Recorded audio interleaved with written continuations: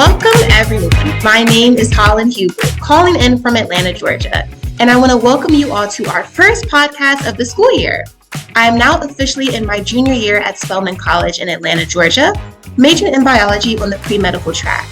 I am an alumni member of the Patriots Nesby Junior Chapter and want to welcome you to the Patriots Nesby Junior Chapter podcast. Let's keep it moving on the podcast, sponsored by SD Tech, Northrop Grumman, and the Richmond Foundation. Today, we have Cliffondra Brown with us. Cliffondra Brown is the Vice President of Customer Relations and Training and Development at RadNet, a radiology firm that provides high-quality and affordable diagnostic imaging services. Welcome, and thank you so much for joining us today. Thank you, Holland. Thank you so much for having me. It's really exciting. Of course. So I know that I gave some information on you and what you do, but could you tell us a little bit about yourself and your role at RadNet? Yes, I am the Vice President of Customer Relations and Training and Development, and I've been at RadNet Incorporated for 18 years. It seems like it was just yesterday. And my responsibility throughout the company is I like to call myself a catch-all of all things. We, of course, provide high-quality, cost-effective diagnostic imaging for people throughout the United States, with 7 states that we take care of specifically. However, in my role, I touch a little bit of everyone. Our team members, who are also some very STEM-related team members who do great work in the world of radiology, need a little inspiration, sometimes a little navigation, and how to navigate patient experiences and people relationships. So I spend a great deal of time doing that for our team and helping everyone to just make sure and ensure that we're giving quality and equitable and, of course, patient service healthcare. Seeing as RadNet is one of the largest providers of outpatient imaging services, what did your roadmap look like that led you to this specific career path?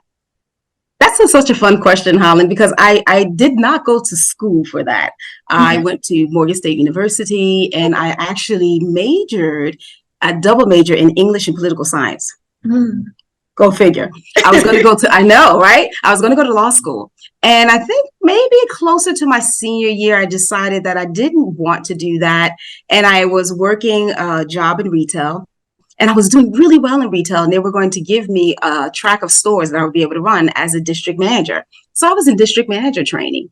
And I just happened to run into a dynamic gentleman who was a vice president in a radiology company who would shop at my store and said, "I've got to have you working for me. There's nowhere all this energy should stay in Eddie Bauer. It's not acceptable." And I wound up just happenstance into radiology. And that was back in 1999. And so what did that transition look like from you being an English major, pre-law, to going into your role at RadNet? Well, I will tell you this. Initially, I was scared to death, Helen, because I thought, oh my goodness, all of these smart people from biology and these people are doing science and math. And I was more on the theoretical side of things. I was more creative. However, what I found was that this had to be the most fulfilling and interesting role I've ever taken. The ability to impact people's lives, especially patients' lives, in a way that changes the trajectory of what they do and how they navigate was huge. And as well as having the opportunity to see so many cool things in radiology, MRI, CT, X-ray, ultrasound. I didn't think that I'd be intrigued by that, but come to find out that I was a little bit of a science nerd at heart. I never knew that. I never knew that. So it was a lot of fun to be able to come into the world of medicine and radiology and really learn a lot about human anatomy and a lot about of people and insurances and operations and how we took care of patients. That was like going to school all over, but it was the school of actually physically working it. So I think that it really broadened my horizon and allowed me to think of myself in an entirely different way. Wow.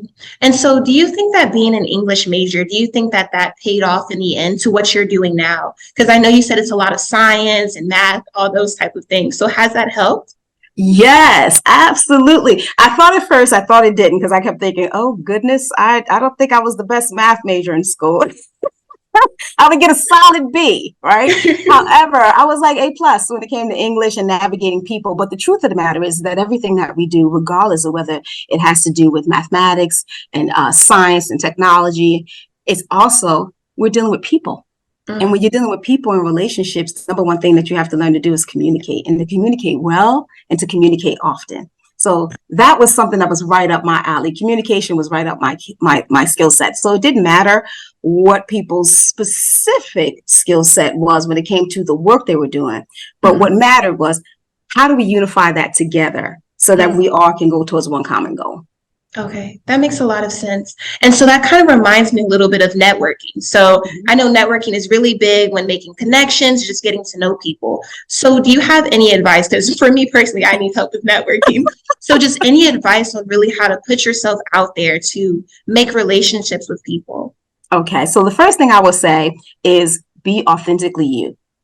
Who you are at the core is always so much easier than what people think you need to be. Okay. So being yourself is number one, because that naturally is attractive. And guess what? You don't have to think so hard. The next thing that I've learned is that be kind on purpose. I would say that again. Be purposefully kind.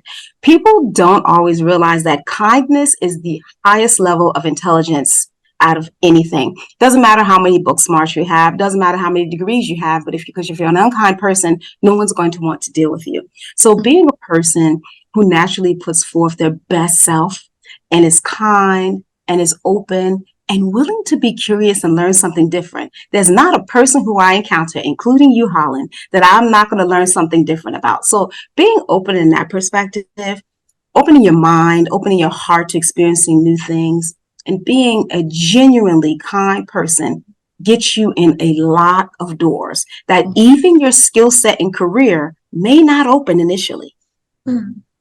Thank you. And so I understand that you do have a partnership with Patriots Technology Training Center. Can you tell us a little bit about that? Oh, I am so excited about Patriots. So I met Thurman at a wonderful, wonderful event that one of the delegates was having, and he approached and said, we want to do a biomedical competition for radiology. And I said, absolutely. There's nothing better than our young brown and Black people having a good understanding of the world of radiology. Radiology is a very interesting field to go into. And also, I really think that a lot of our children don't know a lot about radiology. It's not something you discuss. Like, you're in pre-med, am I correct? Yes. Hello, we need radiologists. Right? Because when people think about being a doctor, a lot of times, unless you're going to be a surgeon or they go to a general practitioner. And I'm thinking, do you know how amazing it is to be a radiologist? They do interventional studies. They do all kinds of things. Let's maybe talk about breast studies that are very important that we need, especially in the brown and Black communities. So it really, truly was wonderful to have that opportunity to open a door to a world that a lot of people don't know a lot about. But you can learn a lot about it. And it's also a very great first career that you could do simultaneously while going to school. And you can go to radiology school as well. So most radiology programs, you go and you get your AA, and then you can go right for 18 months into radiology school. Wow. And become an X-ray tech. And then from an X-ray tech, you can learn to be a mammographer, a CT. You can go to be MRI, PET CT, nuclear medicine. You can go to ultrasound school and learn to be an ultrasound tech. There are so many career opportunities in radiology that so many people don't know about. And by the way, there's a huge need for talented individuals, much like yourself, Holland. Thank you. And so just kind of going off of that, how we need more Black and brown people within radiology. Why, I know it's important, but why do you think, in your opinion, that it's so important to have people that look like us in these fields? Number one, I think when it comes to healthcare, as you hear a lot of people talk about disparity, and that a lot of people who are brown and Black, sometimes in health, things present differently to us. It's not the same as it is for our Caucasian brothers and sisters. Even the way, if you look at cancers, the way it shows up on our skin, with darker skin, it doesn't resonate. You might not necessarily that little mole on a dark skinned person like myself. So having someone who can understand exactly from where you came, and someone's going to listen, and someone who's going to see that what you're saying is really true because they've experienced it, is huge. And it doesn't mean that we don't have dynamic people who are non-Black. We do. We have some fantastic people. But nothing says comfort like someone who looks familiar and who understands the world that you're working in, and also who's willing to take that time to share with you what they're dealing with and what the way they have navigated. There's a level of comfort in that. So we want to make sure that our patient clientele see people who look like them, no matter what color they are. I don't care if they're polka dot.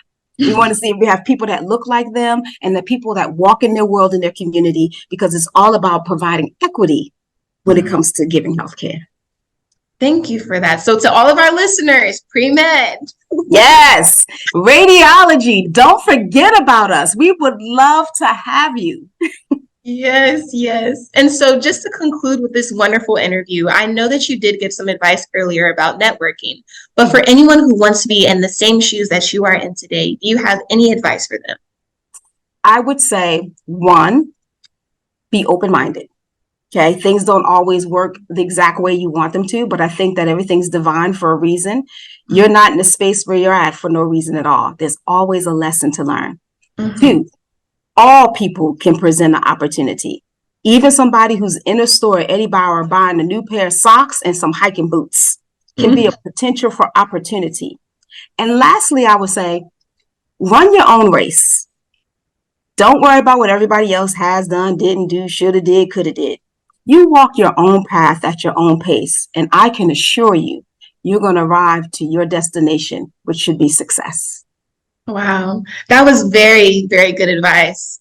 I just want to thank you so, so much for taking time out of your day to be on this with me today. It was my pleasure, and thank you for having me, Holland. Of course. And to all of our listeners out there, I hope you enjoyed that interview. I want to thank every one of our listeners for jumping on the Let's Keep It Moving on the podcast. We must also thank SA Tech, Northrop Grumman, and the Richmond Foundation. If you would like to hear this podcast or share it with your friends, please go to the Patriots Nesby Jr. website, www.patriots-ttc.org. And please send us an email at podcast@patriots-ttc.org and let us know what you think about our show. Until our next show, let's keep it moving on the Patriots Nesby Jr. podcast. This is Holland signing off.